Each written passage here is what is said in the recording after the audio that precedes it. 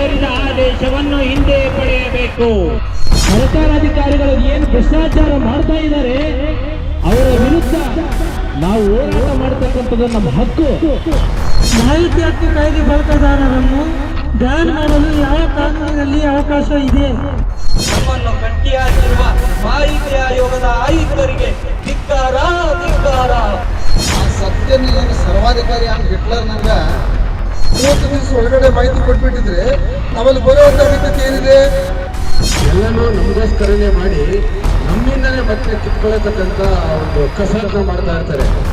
ನಾನು ತೊಡೆ ತಟ್ಟಿ ಹೇಳ್ತೀನಿ, ನೀವ್ ಯಾರನ ಅಂತ ಅಧಿಕಾರಿ ಇದ್ರೆ ಒಂದು ಚಾಲೆಂಜ್ ಮಾಡಿ, ರಾಘವೇಂದ್ರ ಹತ್ರ ಪ್ಯಾಂಟು ಬಟ್ಟೆ ಬಿಚ್ಚಿ ಓಡಿಸ್ತೀನಿ, ಪ್ಯಾಂಟು ಬಟ್ಟೆ ಬಿಚ್ಚಿ ಓಡಿಸ್ತೀನಿ.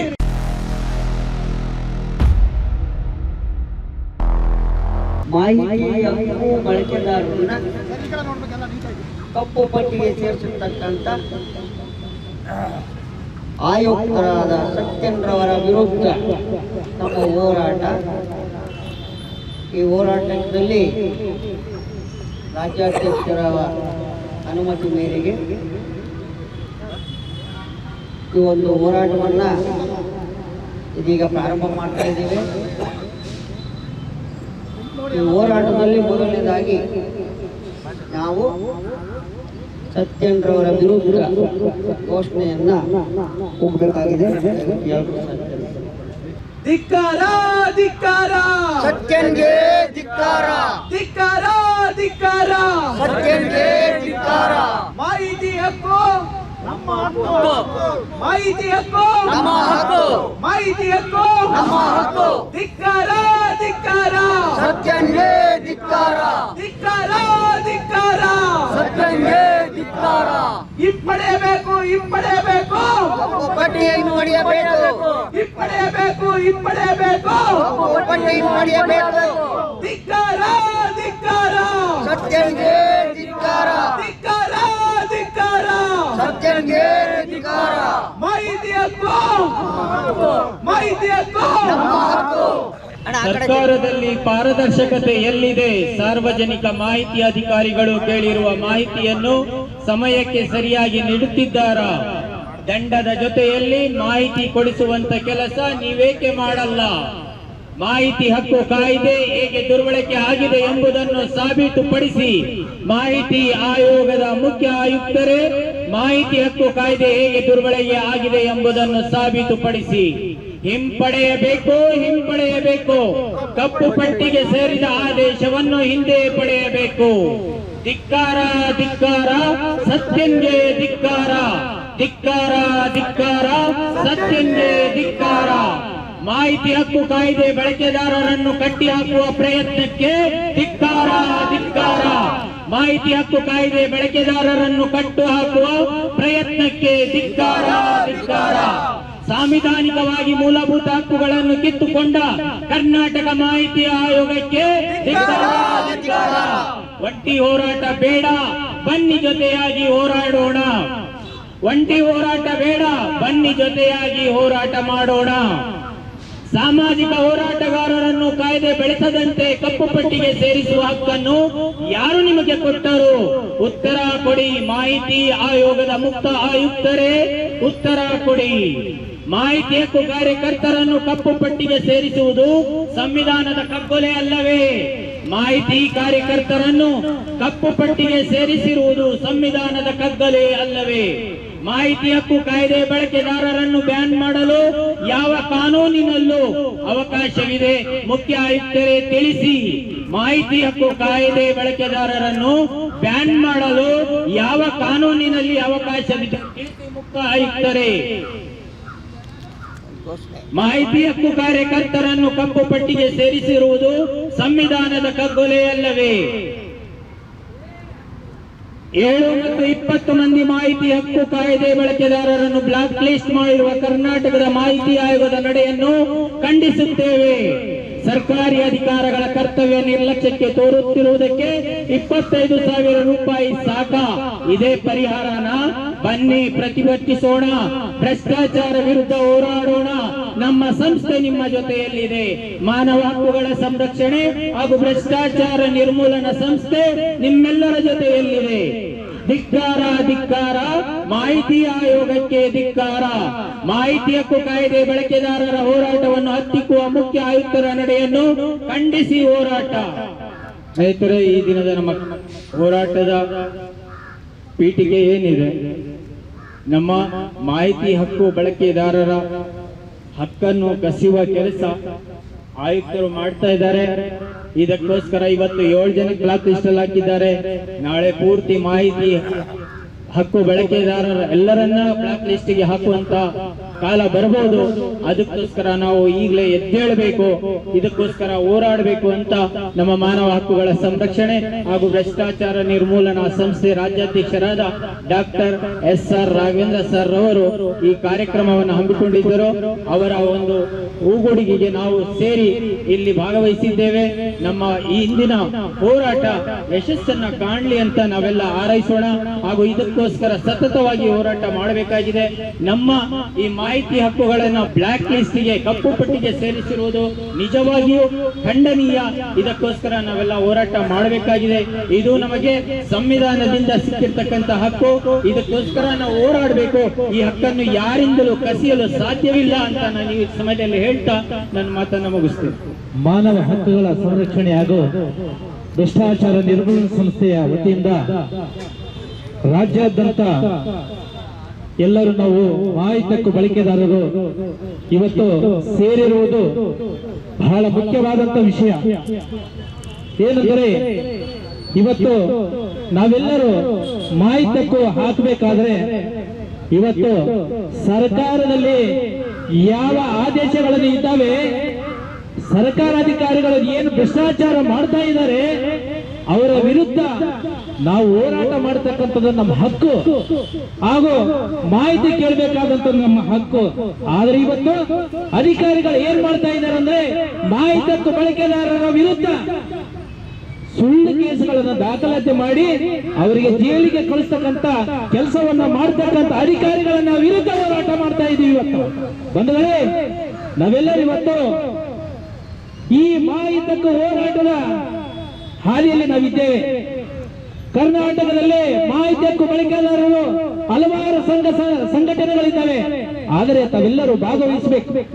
ಯಾಕಂದ್ರೆ ಇವತ್ತು 7 ಜನರನ್ನ ಕಪ್ಪು ಪಟ್ಟಿಗೆ ಸೇರಿಸಿದರೆ ಇವತ್ತು ಅವರಿಗಾಗಿದೆ, ಮುಂದೆ ನಮಗೂ ಕೂಡ ಆಗುತ್ತದೆ ಅನ್ನೋದು ನಾವು ಎಚ್ಚರಗೊಳ್ಬೇಕಾದ ಬಂಧುಗಳೇ. ಇವತ್ತು ಈ ಸಂಘಟನೆಗಳು ಇಲ್ಲದಿದ್ದರೆ ನಮ್ಮ ಕರ್ನಾಟಕ ಆಗಲಿ ಭಾರತ ದೇಶದಾಗಿರಲಿ ಭ್ರಷ್ಟಾಚಾರವನ್ನ ತಡಿಲಿಕ್ಕೆ ಸಾಧ್ಯನಾ? ಈಗಾಗಲೇ 80% ವರೆಗೆ ಭ್ರಷ್ಟಾಚಾರವನ್ನು ಪ್ರತಿ ದಿನಗಳಲ್ಲಿ ನಾವು ನೋಡ್ತಾ ಇದ್ದೀವಿ. ಆದರೆ ಇವತ್ತು ಒಬ್ಬ ಮಾಹಿತಿ ಹಕ್ಕು ಬಳಕೆದಾರರನ್ನ ಸಂಪೂರ್ಣವಾಗಿ ಅವನ ಬದಿಗೊತ್ತಬೇಕಾಗಿತ್ತಂದ್ರೆ ಅಧಿಕಾರಿಗಳ ನಾನಾ ರೀತಿಗಳನ್ನ ದಾರಿ ತಪ್ಪಿಸುವಂತ ಕೆಲಸ ಮಾಡ್ತಾ ಇದ್ದಾರೆ. ಬಂಧುಗಳೇ, ನಾವೆಲ್ಲರೂ ಒಗ್ಗೂಡಬೇಕು, ಎದ್ದೇಳಬೇಕು, ಹೋರಾಟ ಮಾಡಬೇಕು.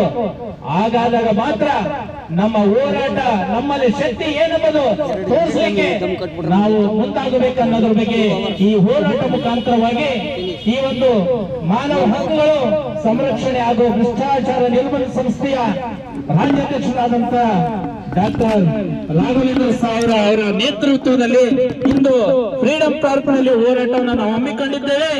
ದಯವಿಟ್ಟು ತಾವೆಲ್ಲರೂ ಶಕ್ತಿ ಮೀರಿ ಹೋರಾಟದಲ್ಲಿ ಧ್ವನಿಗೂಡಿಸಬೇಕನ್ನೋದ್ರ ಬಗ್ಗೆ ನಾನು ಹೇಳಲಿಕ್ಕೆ ಬಯಸ್ತಾ ಇದ್ದೇನೆ.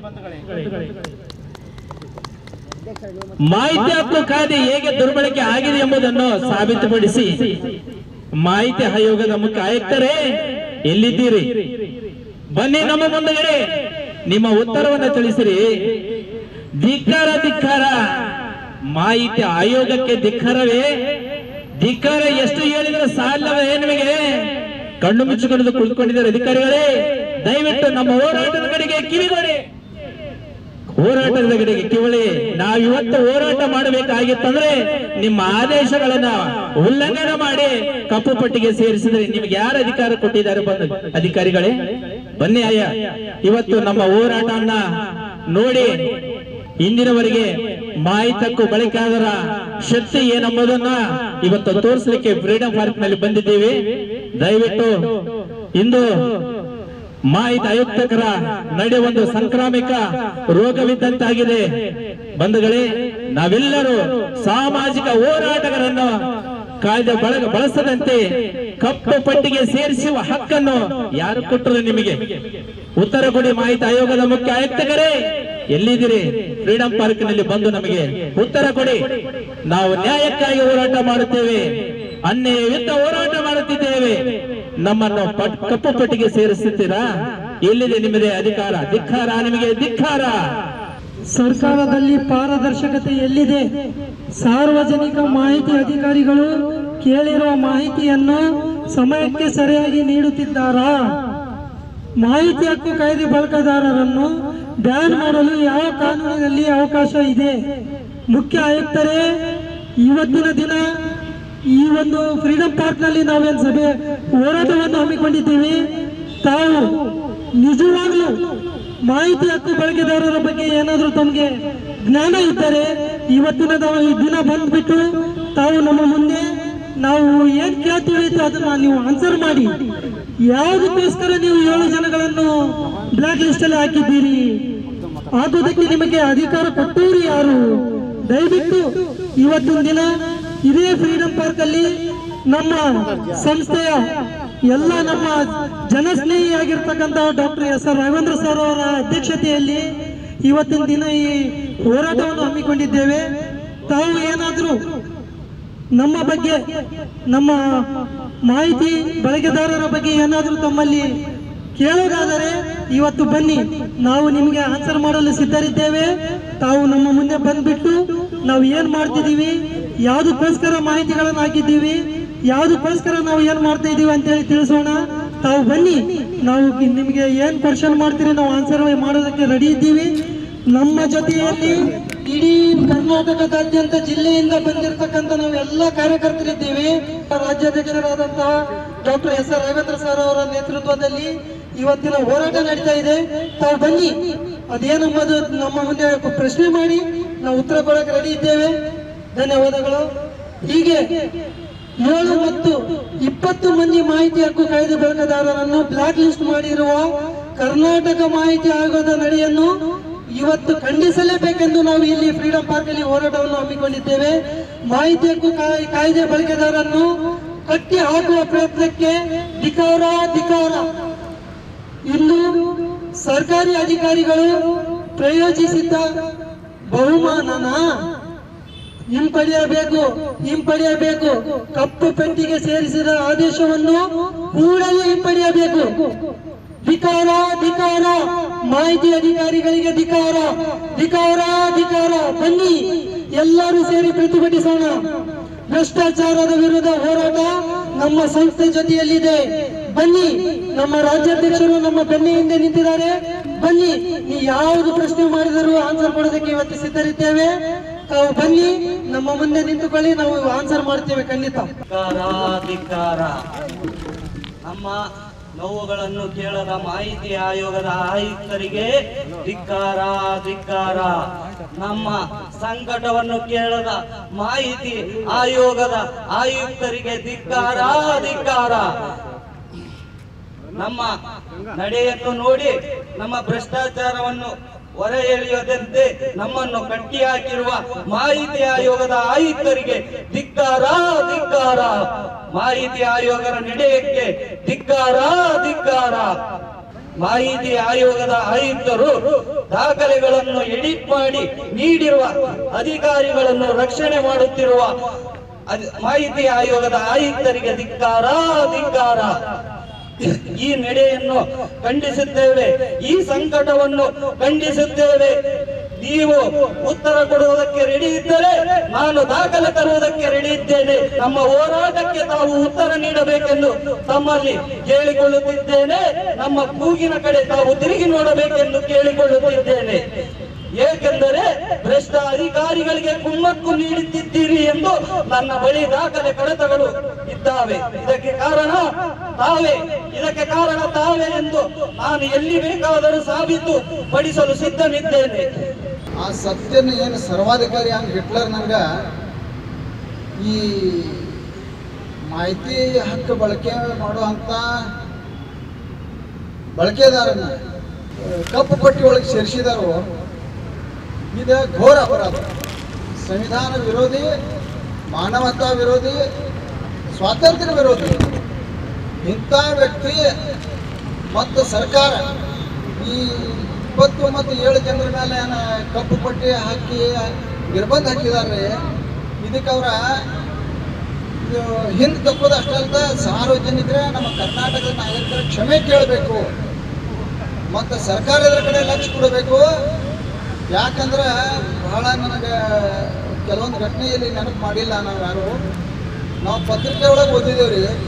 ಮಾಹಿತಿ ಹಕ್ಕದಾಗ ಅರ್ಜಿ ಕೊಟ್ಟಂತ ಅರ್ಜಿದಾರನ, ಮಾಹಿತಿ ಹಕ್ಕ ಬಳಕೆದಾರನ ಕೊಲೆ ಮಾಡಿದಂಥ ಘಟನೆಗಳು ನಮ್ಮ ರಾಜ್ಯದೊಳಗೆ ಆಗಿದಾವೆ. ಕೊಲೆ ಮಾಡುವಂಥ ಪ್ರಯತ್ನವಾಗಿದ್ದಾವೆ. ನಮ್ಮ ರಾಯಬಾಗ ತಾಲೂಕಿನಾಗ ಒಂದು ಗ್ರಾಮ ಪಂಚಾಯತಿ ಒಳಗೆ ನಮ್ಮ ರಾಮಣ್ಣ ಸರಸ್ವತಿ ಅಂತ ಬಂದಾರಲ್ಲ, ಅವ್ರನ್ನ ಮರ್ಡರ್ ಮಾಡಕ್ಕೆ ಸುಪಾರಿ ಕೊಟ್ಟಿದ್ದಾರೆ ಮತ್ತು ಅವ್ರನ್ನ ಮರ್ಡರ್ ಕೊಲೆ ಮಾಡುವಂಥ ಪ್ರಯತ್ನ ಮಾಡಿದ್ರು. ಇಂಥ ಘಟನೆ ಆಗಿದಾವ್ರಿ. ಅದಕ್ಕೆ ಈಗ ಹೋರಾಟ ನಮ್ಮ ರಾಘವೇಂದ್ರ ಸರ್ ಪ್ರಾರಂಭ ಮಾಡಿದಾರು. ಈಗ ನಾವು ಹಳ್ಳಿಗೆ ತಗೊಂಡು ಹೋಗ್ತೀವಿ ರೀ ಹೋರಾಟ.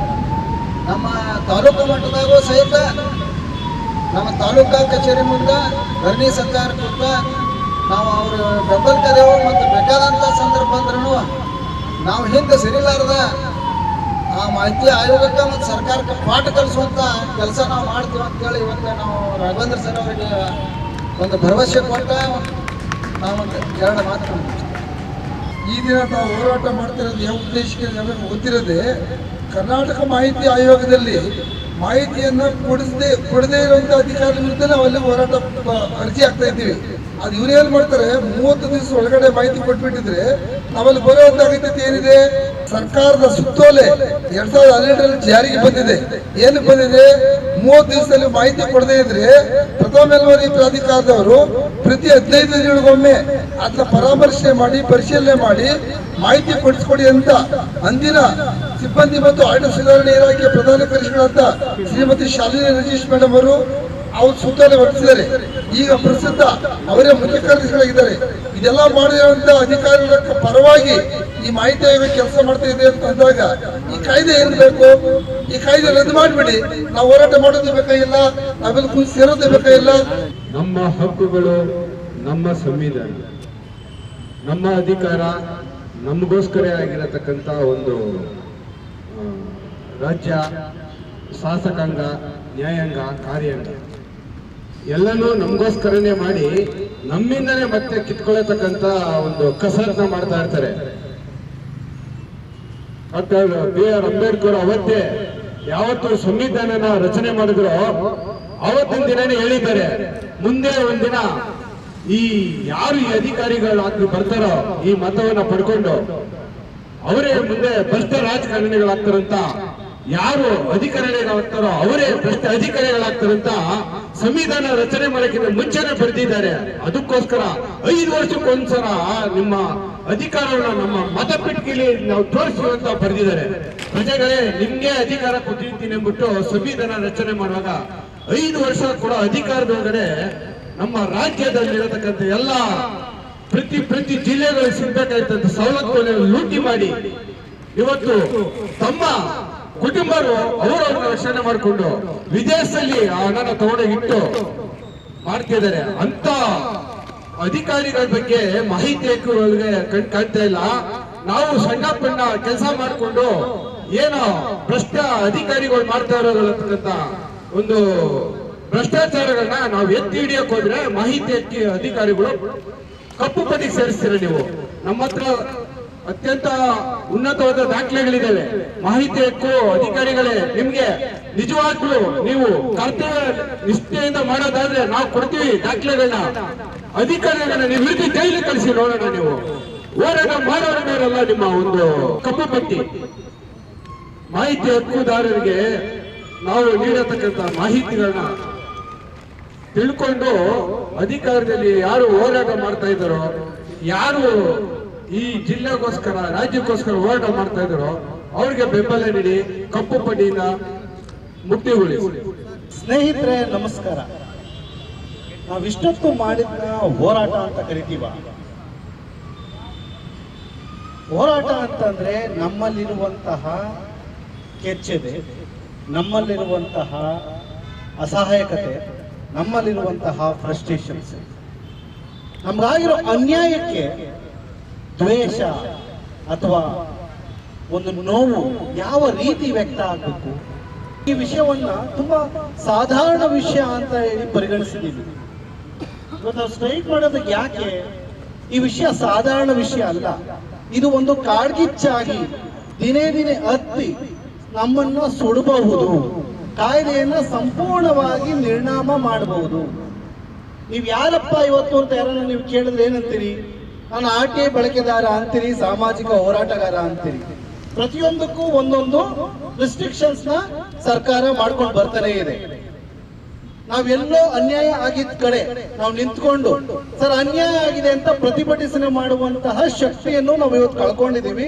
ಯಾರಿಗೂ ಗೊತ್ತಿಲ್ಲದೆ ಇರುವಂತಹ ಒಂದು ಜಾಗ, ಅಲ್ಲಿ ಹೋಗ್ತಾ ಇರೋರು ಯಾರಿಗಾದ್ರೂ ಗೊತ್ತಿದ್ಯಾ ನಾವೇನ್ ಬಾಯ್ ಪಡ್ಕೊಂತಿದೀವಿ ಅಂತ? ಯಾರಿಗಾದ್ರೂ ಕಾಳಜಿ ಇದೆಯಾ? ಯಾಕೆ ಈ ಒಂದು ಫ್ರೀಡಂ ಪಾರ್ಕ್ ಅಲ್ಲಿ ಇಷ್ಟು ಜನ ಕೆಲಸ ಕಾರ್ಯ ಬಿಟ್ಟು ಬಂದು ನಿಂತಿದ್ದಾರೆ ಅಂತ ಅವ್ರಿಗೆ ಅನ್ಸುತ್ತಾ? ಇವತ್ತು ಯಾರಿಗೂ ಸಮಯ ಇಲ್ಲ. ಇವತ್ತೇನು ಹೋರಾಟ ನಾವು ಮಾಡ್ತಾ ಇದ್ದೀವಿ, ಇನ್ನು 10 ವರ್ಷ ಆದ್ಮೇಲೆ ನಮ್ಗೆ ಯಾವ ರೀತಿ ಪ್ರಾಕ್ಟೀಸ್ ಆಗೋಗುತ್ತೆ ಅಂತಂದ್ರೆ ಏನು ಕೇಳುವಂತಹ ಶಕ್ತಿನೇ ಕಳ್ಕೊಂತೀವಿ. ನನಗೆ ಅನ್ಯಾಯ ಆಗಿರೋದು ಮಾಹಿತಿ ಆಯೋಗದಿಂದ, ಮಾಹಿತಿ ಸೌಧದಿಂದ. ಆ ಸೌಧದ ಮುಂದೆ ಧರಣಿ ಮಾಡುವಂತಹ ಹಕ್ಕನ್ನ ನಮ್ಮ ಹತ್ರ ಕಳ್ಸ್ಕೊಂಡಿದ್ದಾರೆ. ಸರಿ ಆಯ್ತು, ಜುಡಿಷಿಯಲ್ ಸಿಸ್ಟಮ್ ನ್ಯಾಯಾಂಗದಿಂದ ಒಂದು ಆದೇಶ ಬಂತು, ನೀವೆಲ್ಲ ಹೋರಾಟಗಾರರು ಸರಿ ಇಲ್ಲ, ಒಂದು ಕಡೆ ಕುತ್ಕೊಂಡು ಮಾಡಿ ಅಂತ ಮಾಡ್ತಾ ಇದೀವ. ಈ ಮಾಡ್ತಿರೋ ಧ್ವನಿ ಎಲ್ಲಿ ಮುಟ್ಟುತ್ತೆ? ಮಾಧ್ಯಮಗಳು ಒಂದು ರೀತಿ ವರ್ತಿಸೋದಾದ್ರೆ ನಮ್ಮ ಸಾಮಾಜಿಕ ಹೋರಾಟಗಾರ ತಿಕ್ಕಾಟಗಳು, ಅಧಿಕಾರಿಗಳು ಇದ್ರ ಮೇಲೆ ಗಮನ ವಹಿಸ್ಬೇಕಾ? ಯಾರೋ 4 ಜನ ಬರ್ತಾರೆ, ಕುತ್ಕೊಂಡು ಹೋಗ್ತಾರೆ ಅನ್ನೋ ಒಂದು ರೀತಿ ಆಗುತ್ತಿದೆ. ಇವತ್ತು ಇಲ್ಲಿ ಯಾಕೆ ನಾನು ಪ್ರತಿಯೊಬ್ಬರಿಗೂ ಮಾತಾಡೋಕ್ ಬಿಟ್ಟು ನಂತರ ಮಾತಾಡದೆ ಅಂತ ಅಂದ್ರೆ, ಇಲ್ಲಿರೋ ಪ್ರತಿಯೊಬ್ಬರಿಗೂ ಅಂತಹ ಜ್ಞಾನ ಇದೆ, ಅಂತಹ ಹೋರಾಟಗಾರರು ಯಾರೋ ಸುಮ್ಮನೆ ಬಂದಿಲ್ಬೋದು ಕುತ್ಕೊಂಡು ಜೈ ಅಥವಾ ಧಿಕ್ಕಾರ ಅಂತ ಹೇಳ್ತಾ ಇಲ್ಲ. ಪ್ರತಿಯೊಬ್ರು ಸಾವಿರಾರು ಅರ್ಜಿಗಳನ್ನ ಬರೆದು ಸಂವಿಧಾನದಲ್ಲಿ ಮೂಲಭೂತ ಹಕ್ಕುಗಳನ್ನ ಪಡೆಯುವಂತಹ ಪ್ರಯತ್ನ ಪಟ್ಟು RTI ಕಾಯ್ದೆ ನಮ್ಗೆ ಏನ್ ಕೊಟ್ಟಿದೆ ಆ ಮಾಹಿತಿನ ಪಡೆಯೋಕೆ ಟ್ರೈ ಮಾಡ್ತಾ ಇದೀವ. ಆದ್ರೆ ಇದನ್ನೆಲ್ಲ ಒಂದೇ ಒಂದು ಆದೇಶದಲ್ಲಿ ಒಡೆದಾಕ್ಬೇಕು. ಇನ್ನು RTI ಕಾರ್ಯಕರ್ತರು ಅಂತ ಎಲ್ಲೂ ಹೇಳ್ಕೊಂಡು ಓಡಾಡಬಾರ್ದು. ಇನ್ನು ಯಾವ ರೀತಿ ಒಂದು ಅರ್ಜಿ ಹಾಕುವಂತ ನೋಡೋಣ. ಈಗ ನಾನು ಹೋರಾಟ ಮಾಡ್ತಿದ್ದೆ, ಒಬ್ರು ಫೋನ್ ಮಾಡಿದ್ರು, ಯಾವ್ದೋ ಗ್ರಾಮ ಪಂಚಾಯತಿಲಿ ಈಗ ಇಂಬರ ಹಾಕೊಟ್ಟಂತೆ ಒಬ್ಬ RTI ಕಾರ್ಯಕರ್ತ 3 ಅಪ್ಲಿಕೇಶನ್ ಮೇಲೆ ಹಾಕಂಗಿಲ್ಲ ಅಂತ.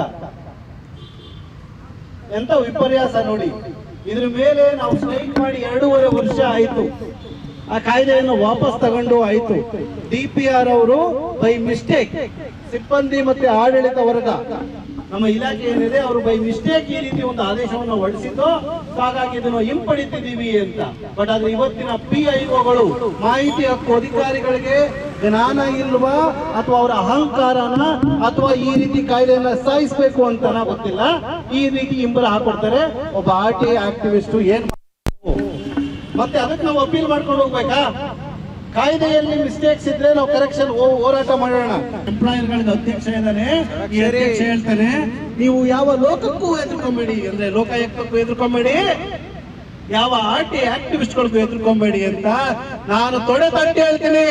ನೀವ್ ಯಾರನ ಅಂತ ಅಧಿಕಾರಿ ಇದ್ರೆ ಒಂದು ಚಾಲೆಂಜ್ ಮಾಡಿ, ರಾಘವೇಂದ್ರ ಹತ್ರ ಪ್ಯಾಂಟು ಬಟ್ಟೆ ಬಿಚ್ಚಿ ಓಡಿಸ್ತೀನಿ.